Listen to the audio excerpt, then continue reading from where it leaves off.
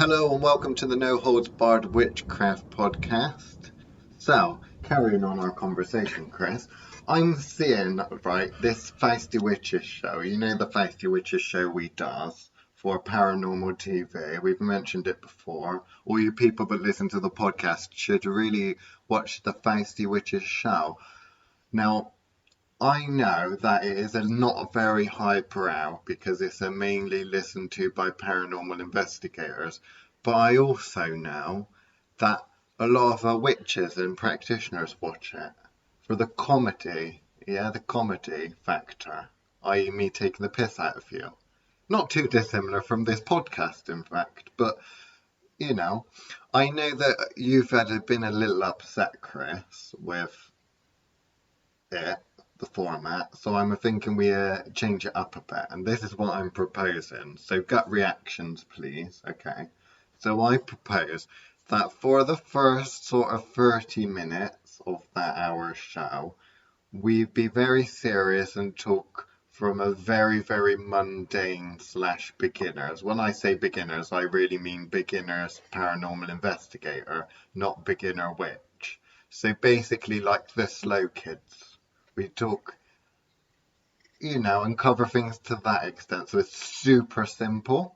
And then for the next half an hour, the second half of the show, we might be able to introduce like a couple more exciting things that might actually make it worth, from our perspective, exploring things that are a bit more exciting, as opposed to just the standard Wikipedia article on Black Mirrors and the like. What are you thinking? Well, that's what we talked about doing for the beginning. You've just never followed that format. No, that's not true. I'm not having that. We always said that we'd keep it super simple, didn't we? That was the original thing. It's supposed to be like really, really, really simple, so no one with any idea of anything occulty or magical can follow along with it. But I know we struggle to do that. So I'm thinking maybe keep it super simple at the beginning, but know that actually we can have a decent conversation the second half of the show. Because I'm struggling to keep it super simple and keep a straight face. You mean not be rude to people? And by people, I mean watchers, not me. That's what I just said. Well, that's what I just said, isn't it? No, that's not what you just said. Fine, can we get on with the show? I thought that was what I just said, but clearly... Okay, well, today's show for the Feisty Witches is Octoghost, and it's all about animals and that, but this ain't the Feisty Witches show. This show is called, what's it called? Pastlife Pokeball, because our friend Little Delphi. Yep. Say yes, Liam. I did say yes. Our friend Little Delphi, we had a lovely 4-hour conversation all about past lives and the like. Oh, right, sorry, I think there might be a delay on the Skypey, whatever we're on. Because you're very pixelated. And you're not moving like in a fluid motion. It's like a strobe light. It's cutting out. Like you're literally just staring at me with a weird kind of face at the moment. Oh, now his eyes is closed. Oh, technical difficulties, I believe was what they call it. I don't know if he's still there. He's still there? No, he's not. It's doing that thing where it goes a beep, beep, beep, beep. You know that thing like it does on FaceTime? I'll hang up and call him back. So anyway, people, so what we're talking today is we're going to be talking about past lives. But I want to talk about past lives from a witch's or from a magical practitioner's perspective. So, not past lives as in the Reiki practitioner, new agey kind of, oh, well, we'll put you into an altered state of consciousness and you can go experience being Cleopatra. Because Chris, they were all Cleopatra, weren't they? They were all Cleopatra. Whereas I'm thinking more, we've got to talk about what is the actual reasons why we do cover past life work and whether it's a thing or not. Because most people, such as I think little Delphi, when I originally spoke to her about it, was kind of like, well, it might be a thing, it might not be a thing, but who really cares? When actually there's a lot of important answers that can be got from doing experiments with the past life stuff, you Yeah. know? Because we got that other person on the Self Witchcraft Patreon, Chipmunk. You know, or we didn't No, call him you just Chipmunk, did keep we? calling him Or are we Chipmunk. calling him the Neoplatonist? Neoplatonist. I keep calling him Chipmunk because of the strange, like, their problem with the voice and that when it first came on. There was something wrong with the microphone. It sounded like a chipmunk slash dolphin. So, you know, I just think Chipmunk whenever I think of him now. So we might have to change his nickname to I don't Chipmunk. know about that. He's probably listening, actually. Shout out to Little Delphi and a shout out to Chipmunk if you are listening. So this one is all for you two. You two. We're going to talk past lives. Okay. Chris, why are you giving me that look? I didn't know who you meant by you two. You two. Yeah, Little Delphi and Chipmunk. This podcast is all for you. Got to share it. So should I start us off? Go on. Are you going to What was I supposed to start off with? Oh. Well, I don't know. I thought we was just going to have a conversation about past lives and the like. So we normally starts with me asking you a question. So I'll ask you a question, a super simple one. Why would you want to investigate a past lives, Chris? Whether you got one or whether you am and that. What's the point? Benefits. Like the benefits of drinking more water, for example. There's lots of benefits from drinking more water because people don't drink enough water. Benefits of looking and delving into the past lives and the like. What do you feel the benefits are? Both past lives and future lives both have the beauty of hindsight. So, you know, it is often helpful to look at a situation after it's happened and learn shit from it.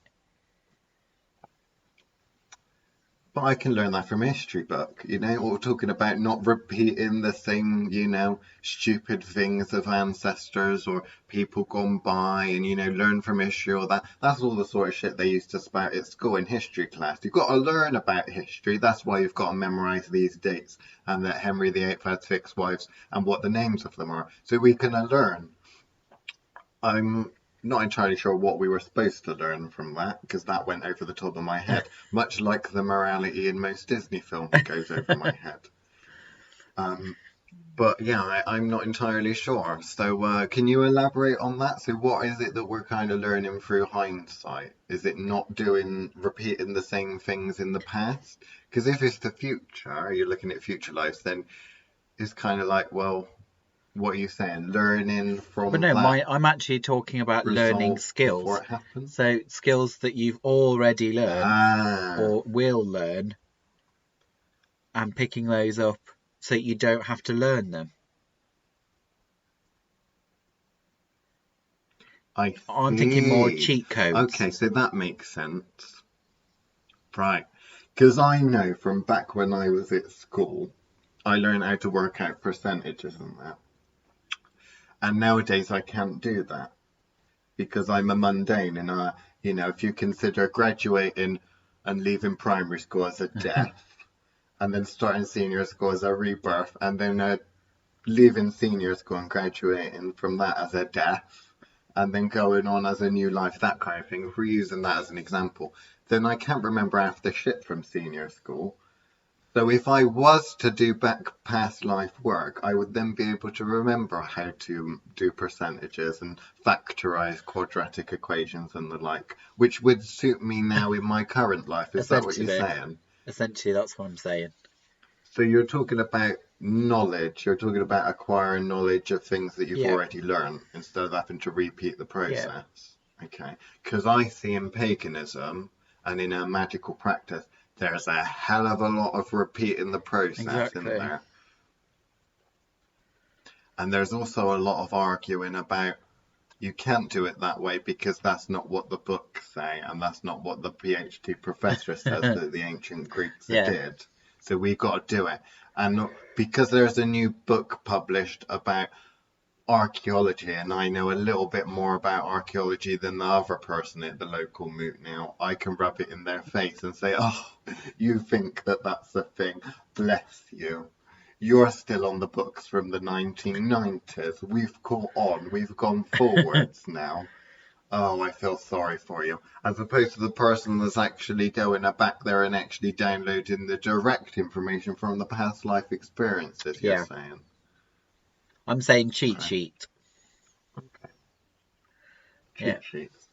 Because that's the first, I think that's the first level of why past lives and future lives and the like are important to experiment with. Because the basic concept of, well, if I've lived 1,000 lives, then there must be a lot of knowledge within those 1,000 lives that would be benefit of me today. So whether I'm from some ancient culture in the past or the future that has some sort of clever technology or a formula or something, I can just download that knowledge. But a lot of people can come to that conclusion, yeah. I think. It's also But it's one of also the why I've sorry, I think a little part of me is why I've never learnt to drive. Because this would be the first body I ever learnt to drive in. You know how I feel about not doing things perfectly first time. wow, driving an automobile or just driving a I don't ship think it's thing anywhere near the same thing. or an I don't think they're the aeroplane. same thing. But then as And there well, definitely weren't any. are you in a future life I gonna suppose. drive? I suppose. And if you did, then what makes it the fact that this is the first time? Suppose. Okay, right, so in terms of why we make a big thing about our past lives and that, is because in order to make the transition between doing a basic ass magic, like what everyone generally does on the internet and the like, and then doing the high level magic, the big stuff and the like, then what the super witches do, innit, Chris? What the super witches get up to is it's really important that you understand things on a deeper level. So if you're going to start working on yourself or doing magic on someone else, we get that basic witches understand enough about the basics of the universe that we're in. They understand how to manipulate energy through spell work and the like, and they can do that. But in order to get big things done, you don't just add power to a spell, because that doesn't Yeah. necessarily work. What you need to do is you need to work a little bit smarter and you need to understand things more on a deeper level.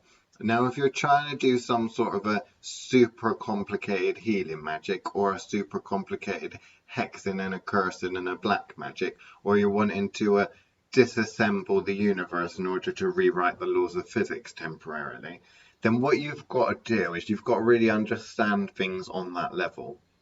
So let's keep it as simple and let's talk about how that relates to past lives. Well, past lives, they are lives of yours, such as future lives.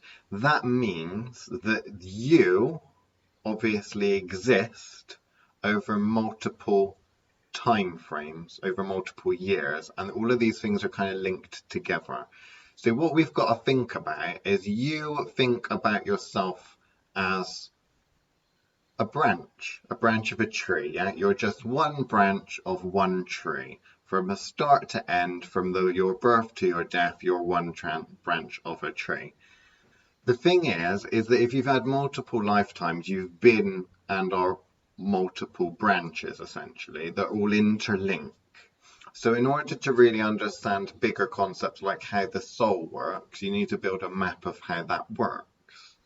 And in order to do that, you kind of need to, like anything, you make a map, Chris, by exploring, Yeah. don't you? Checking out all the nooks and crannies. And then you make a somewhat imperfect map, but the more you explore, the more intricate the map becomes. So when it comes to trying to understand the structure of the soul or the structure of the universe and the like, what you need to do is start exploring and mapping it. Now, if you start to discover and start working with past and future lives, you should be able to answer questions like those old big questions and the philosophical questions, like Yeah. Neoplatonism and the like, and the all, the concept of the all, and whether you're a one thing, what happens after you die, what happens before birth. All of those questions are super simple to answer. And if you're a witch anyway, because you do actual magic, so you should be able to find out the answers to those questions by doing exploration and trying to work out what happens. So if we give you a super basic structure in which to work with, not so much to tell you how it is, it's not really about that, because this may or may not be correct, may be flawed, may not be flawed. It's mainly just so that everyone that's listening to the podcast are all on the same page in regards to examples and, the fancy poetic language that we're using to describe really complicated Exactly. shit. So, if we've already said that your life currently, that your experiences, is a branch of a tree, and if we want to look at past lives and the like, then you are essentially part of a bigger thing. So you're a branch, but that branch is part of the tree. The tree is really your core at the end of the day.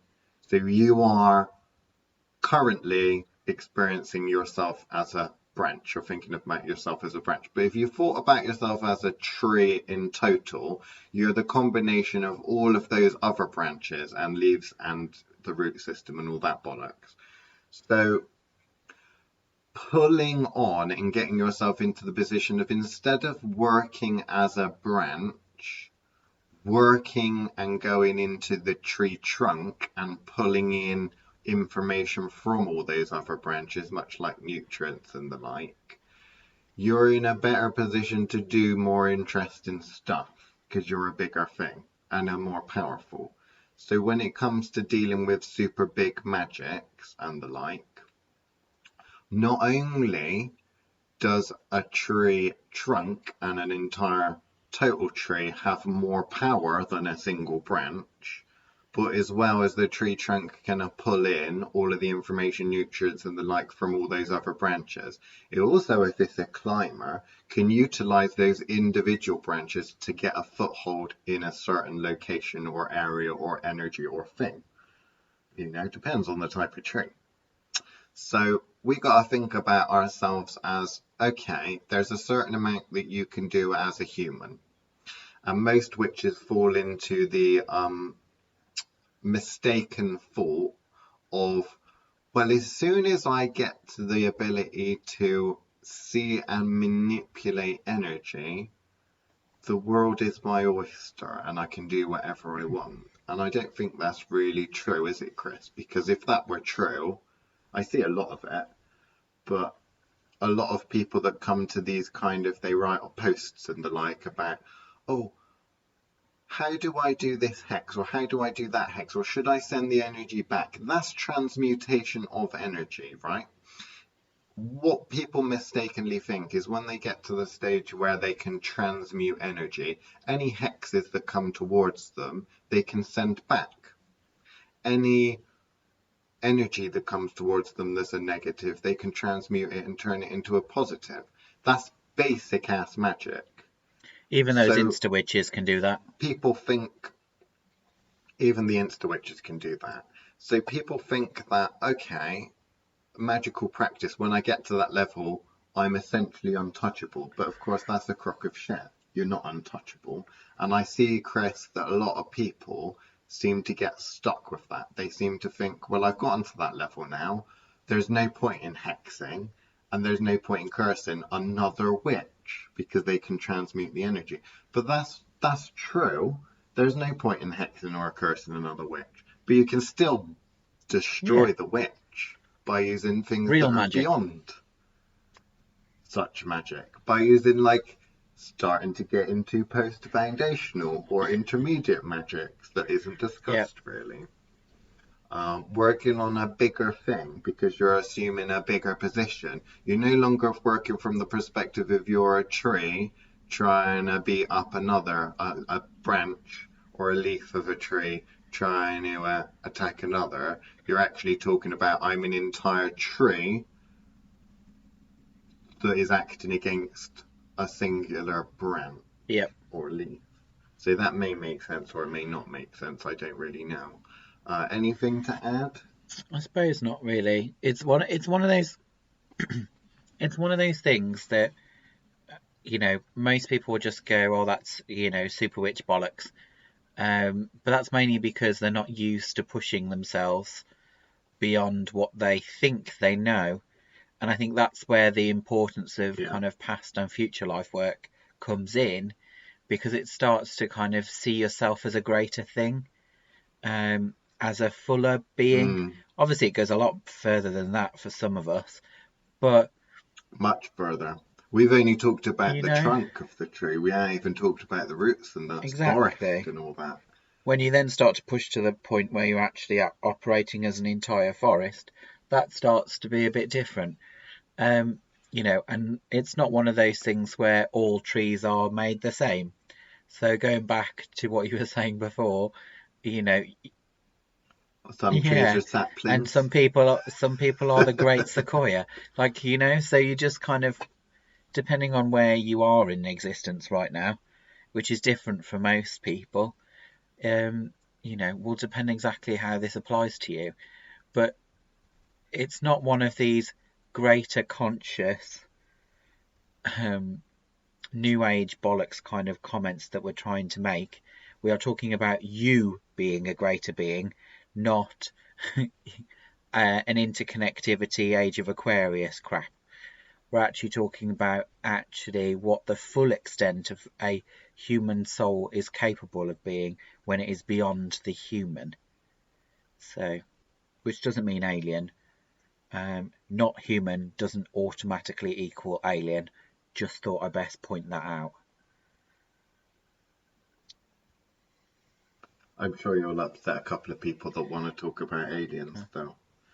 Um, okay, so before we go into the Patreon only section, so the slightly more advanced stuff that we normally talk about, let's debunk Platonism, Neoplatonism, because this is what I'm seeing as the current, and it has been for the past couple of thousand years, I suppose, as ignoring Yeah. Judeo-Christian magicians and witches and It's the the like. main secular belief, But isn't it? people think it's the main secular belief and it's kind of the driving force behind a lot of things such as Wicca and the like nowadays, at least I think the Alexandrian tradition. That, okay, I'm a witch, I'm a being. What happens is I'm birthed from this big pool of soup, and then I live my life, and then when I die, I go back into that big pool of soup. So I don't really have to worry all that much about what I do and the like, because that soup is just experiencing and recasting Yeah. constantly. And it can appear that that is what happens to people that don't do any fucking experimentation. It sounds very nice as a philosophy, and it can appear like that, much like it can appear that the Earth is Yes. flat. People think the Earth is flat because they look and it looks somewhat flat, and they've done experiments with a piece of string and stuff like that to see, oh well, actually the Earth is quite flat. But when you do bigger experiments, you work out that actually the Earth is not flat. I hate to break it to you, people, the flat earthers. The Earth is not flat from my perspective. I don't see the Earth as a flat. So what we're talking about is obviously, okay, the concept of the all is really quite misunderstood, because what people think is they think, okay, the all is this soup that everything emanates from. And I become a human, and then I get poured back into the soup. And then I become a dog, and then I get poured back into the soup. And then I become a planet, and then I get poured back into the soup. And it's as simple as that. But the process really isn't, because you've got to think of it in terms of if you are, the human body is a cup, the human experience is a cup, you're picking up that cup full of water from a rock pool. Yes, from a rock pool. People think that that rock pool is the all. That rock pool is not the all. That rock pool is a rock Yeah. pool. Okay? Not all of the cups out there that are filled with water come from that rock pool, you see. That's where they mistaken it. They think they all come from the rock pool, but they don't. The person that's sat opposite you, or the next person you meet, or the person you met previously to us starting this podcast, didn't necessarily come from the same rock pool. But as anyone that has been to the seaside does know, that technically the ocean does come in Yeah.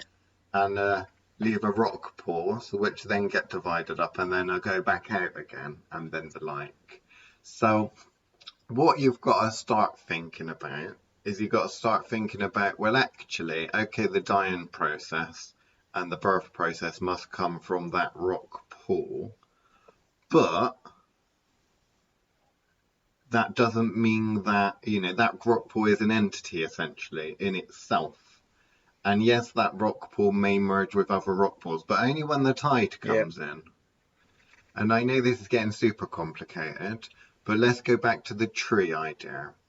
So if we think of it in terms of your past and future lives, instead of cups of water, are actually branches on a tree. But that tree is a thing, okay? That tree is an actual entity that has freedom to move to a certain extent as an entire unit and do some quite complicated things, because trees are quite smart. They do all sorts of crazy ass shit, as any gardener will tell you. So when it comes to you trying to, because it's all about power, Chris, isn't it, at the end of the day? People confuse with the notion of this all about power with, I've got to add more rosemary to my spell, or I've got to add a slightly more vicious herb to my spell. When in reality, much like as above, so below, in the real world, if you want to get shit done, you need a power. There is power that comes in the form of knowledge, there is a power that comes in the form of money, and then there is a power that comes in the form of, other shit in the mundane world.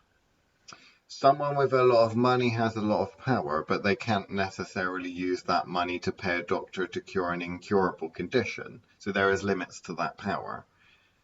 They have a lot of power, but they don't have enough power because they don't have the knowledge to fix the incurable condition.